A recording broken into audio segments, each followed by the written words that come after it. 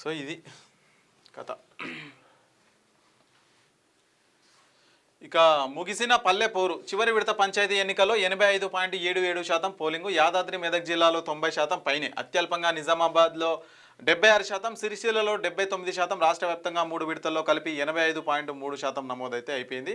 22న సర్పంచ్ల ప్రమాణ స్వీకారం ఉందంట. వార్డు సభ్యులు కూడా పంచాయతీరాజ్ గ్రామీణాభివృద్ధి శాఖ డైరెక్టర్ ఉత్తర్వులు చేసిరు. సో ఫస్ట్ 20 తారీఖున ప్రమాణ స్వీకారం అయితే పెట్టాలని చేసిరు. మరి ఆ రోజు అమాస ఉందని చెప్పేసి, ముహూర్తాలు మంచి లేవని చెప్పేసి ఎవరైతే సర్పంచ్లు ఉన్నారో వాళ్ళ విజ్ఞప్తుల మేరకు 22 తారీఖు అయితే మార్చిరంట. ఇప్పుడు కొత్తగా ఎవరైతే ఎన్నికైన సర్పంచ్లు వార్డు సభ్యులు ఉంటారో 22వ తారీఖున వాళ్ళ ప్రమాణ స్వీకారం అయితే ఉండనుంది. ఇంకా కానీ ఈసారి ఓట్లలో చాలా మంది పాల్గొన్నారు. ఎక్కువ ఫస్ట్ విడతలో 85%, సెకండ్ విడతలో 80 దాటింది, థర్డ్ విడతలో కూడా 80 దాటింది.